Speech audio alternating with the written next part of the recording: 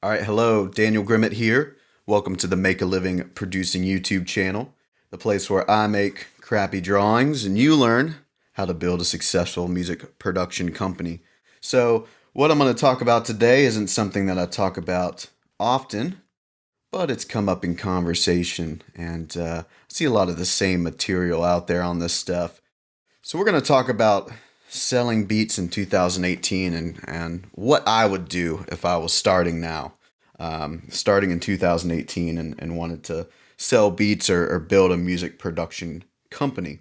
Now, most of what I do, most of the coaching clients, consulting clients that I work with, this isn't something we get into typically in phase one. Maybe later on down the road, if they want to start building some passive income, they can, and that's primarily because building a passive income business is much harder than, an active freelance business. So not something I dive into, but for some of those, those of you rather who are into this, we'll talk about it. I got kind of four things that I would do if I were starting out right now in 2018 with how the current market is with selling beats. So here's what I would do first. It has to do with the brand.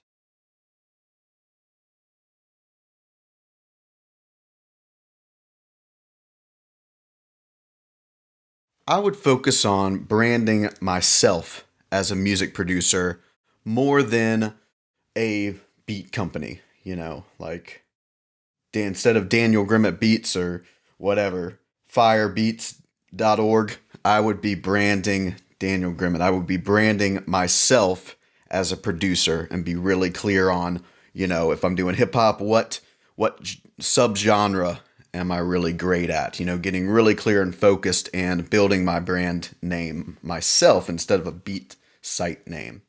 And you may be like, well, Daniel, you have a beat selling platform for pop music called anthemize.com. Little plug there.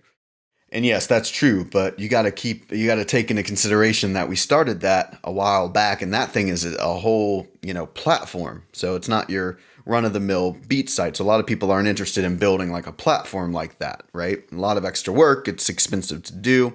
And I'll explain in some of these other tips, this will all kind of make sense about branding ourselves. The main reason though is because there's two reasons. One, there's just so many beat sites, and I think it sets you apart to create that personal connection. Now, if you already have a lot of big credits and things like that and can launch a beat site off of that, I know there's some guys that do that and have pretty quick success doing it. They're also just really great marketers. Then fine. But again, if I was just starting from scratch right now, I was good at producing and I wanted to get into the beat world, I would be focusing on branding myself because I want the opportunity later on to, maybe build other businesses off of that brand. And some of those may not have to do with beats. So I would rather brand myself and have a little bit more options down the road. And if you just notice a lot of the big producers that you look up to, some of them have a beat site outside of their name, but there's a lot that they just focus on branding their name, branding their name, branding their name. And then it just so happens you can, get beats from them. And I think that works really well. I like that approach. I think that's the best way to do it nowadays. So branding yourself instead of, a beat company would be my first tip on that. So let's get rid of this. Back to the drawing board. Number two, this is kind of part of branding yourself, is because if I were starting out, I would be aiming for more, I guess in the beat world, they call it custom work, like making a custom beat for someone, but anything like one-on-one services, more freelance stuff over the passive income. One, it's faster to grow. Okay. Again, building a passive business of any kind just takes a lot of time. And I see a lot of people who try to start off with the beat site and think that they're just going to sell a bunch of beats and waste money on Facebook ads and all this stuff because they haven't built a brand yet. They're just going right out of the gate with product, and they end up giving up a lot of times because they're like, wow, this is hard. So one, I just think it's easier to build our brand doing one-on-one stuff. Two, it is just a little quicker to get there. It's more active versus the passive e-commerce model. You're going out, networking, building up a relationship with clients, getting work. It's also usually more upfront capital.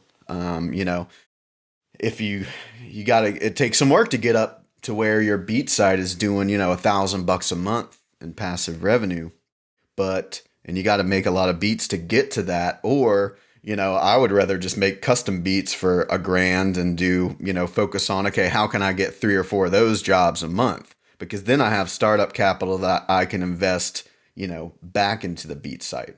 Right. And the reason that, I think you should include beat stuff if you do produce beats as well as one-on-one. Here's kind of how the two go hand in hand. So for example, we have a beat marketplace primarily for pop people called anthemize.com. And there's sort of 2 ways we use it. It does pretty good. Some months are better than others. We haven't put as much attention into it as we probably should in the past couple years. We launched it in want to say fall of 2015, somewhere around there. But it does some cool stuff for us because we have our custom work over here with my company's songwriting team. And let's say we get people that reach out that want custom work, but they just can't afford us. They really love our sound. We go through everything. We go through our value, and they love it. They're like, yeah, that's great. I just literally don't have that money to afford you.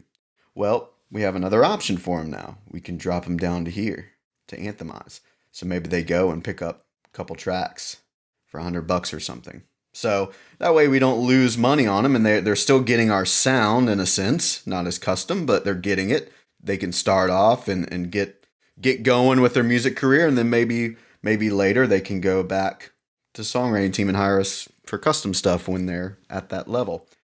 Another thing that it does is people, it's just kind of like a glorified lead magnet, if you will. People find that content from YouTube or Instagram or whatever, go to the beat site, and they're like, wow, I really like this stuff, but I want, I'm not going to buy one, but I love your work. Can I just work with you? So then it actually is our songwriting team, our custom stuff is an upsell from Anthemize. We have people that come, license some tracks, make some music, get used to it, and then say, wow, I like these guys' sound. I want to do something custom. So it kind of works as an upsell and a drop sell, if you will. And then, of course, it does its own income just through people licensing beats that just want to do it that way. So that's kind of how the two go hand in hand, rather. But it's just a little easier, I think, to dive in to do one-on-one stuff. It's easier to build a business that way, get some capital, then launch, get some brand authority, then launch, some passive businesses off of that. So just my little experience there. What do we got? Number 3. So if I were to do a beat site in 2018, right now, getting into the game, better late than never. There has to be some kind of, what do I want to call it? Extra, I'll say value or features, What else can they get out of your beat site? What else can they get from that? Is it, and think outside of I know everybody gives marketing tips and, how to sell your music and content like that. And that's all great. I think that's just a necessity, but go deeper, go unique. For example, with Anthemize, our unique approach was the subgenre that we chose, which was more kind of electronic pop. So there wasn't a lot of that out there. 2, we went for a completely custom experience where people could filter by, artist influence and then certain instruments, and made this really cool, you know, filter easy. It made it easy to find what they were looking for, to find that perfect track. That was our little edge. There's other people that have, um, like kind of a member version of how they put it all together. You just join, it's a flat rate, and you get this and that. There's maybe some extra benefits. Use leverage wins that you've gotten with other clients. I know that a lot of you, if you're very, just starting out brand new, then you may not have that. But think about some other kind of benefits that they can get by being a part of your community. Build a culture around your beat site or your brand. That's what I would focus on. And then 3 would be kind of like what I just mentioned. And that's not the only idea, but make the experience different. Have some kind of unique angle to the experience. Now, in order to do that, sure, it may take a little bit more than just getting a BeatStars or Airbit player and betting it on your site. Nothing wrong with that, of course. But if you want to go with all these crazy extra features and make it really interesting, then you might have to think outside of the box to do that, and it might cost a little bit more money to do that. So just keep that in mind. But there has to be some different take on it, just because, again, competing on quality is going to be tough, because there's a lot of great beat makers out there, and some that have just been in it since almost 20 years, since 2001. It's been around for a while. So there has to be some extra thing to this. And what I like to do when I'm trying to think of ideas is just grab a notebook.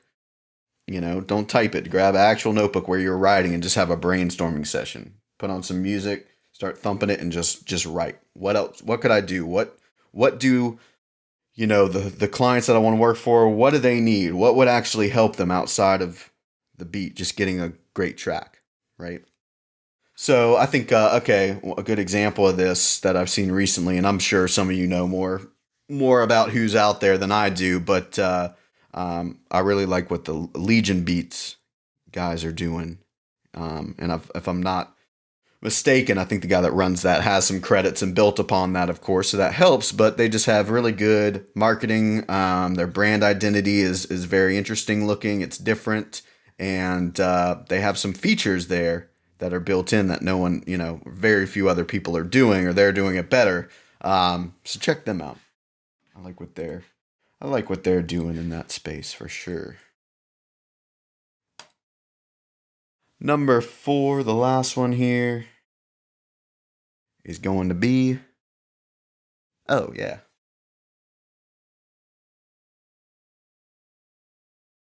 this is kind of part branding identity, part experience, part pricing, part, packaging and offers, stuff that I go through with my coaching clients, but we can apply it to the beat stuff. And that is just go high end right out of the gate. Okay.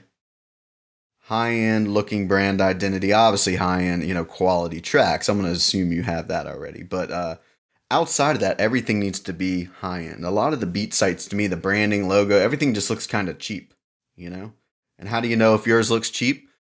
Go find the best, 5 guys that you look up to that have beat sites, or producers that you look up to, and look at all their branding. Does yours look like theirs? If not, got some stuff to fix, right?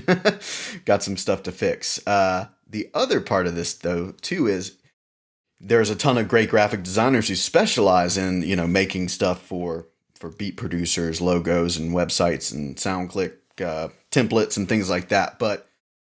And they're great designers, but still be careful with that, because just because it looks good technically doesn't mean it's a unique brand identity. You don't want it just to look good, but also kind of look like everyone else. It's like, great, another beat site. So create a high-end experience, go really deep with your brand identity, and go up with your prices. On Anthemize, all of our tracks are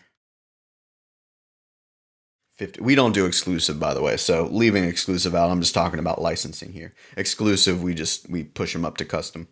Um, but yeah, instead of having, like your normal like $10 for this, $20 for this, 100 for this, go one flat rate that's more expensive or kind of in the middle. I don't know, you could do 80 if you want, or hell, you could do not, 100 if you want. So that when they get there, yeah, you may lose the people who just want to buy the $20 beats, but when people go there, they're like, oh crap. And you know what you want to do with that?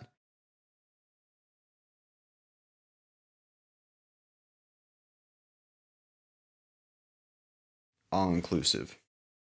So all the things with these different levels and different terms and all that crap, that is just annoying to me. One, you ain't checking up on that stuff, right? Two, it confuses people. They're like, well, what?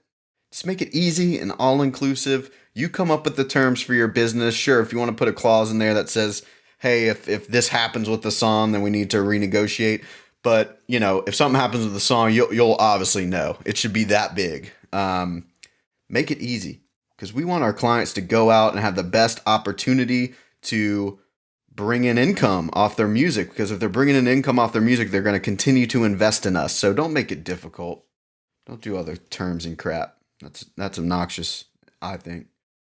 Some of the real beat guys might be mad at me for that, but I think it's obnoxious and it's confusing.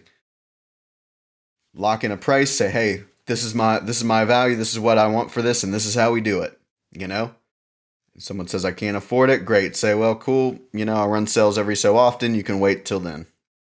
And give them everything they need to get started. Give them the multi-tracks, give them, just assume that these are going to be professional, or at least people who are striving to be professional coming and buying from you.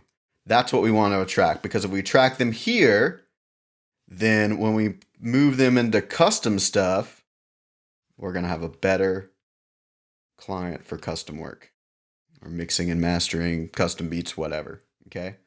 Go ahead and attract them here. And then if you get the custom work and someone can't afford your, $1,000, well, great. Say, hey, can you afford 100? You can go ahead and get some of my work for 100 and get started, get some content going, and then come back to me when you're ready to do some custom.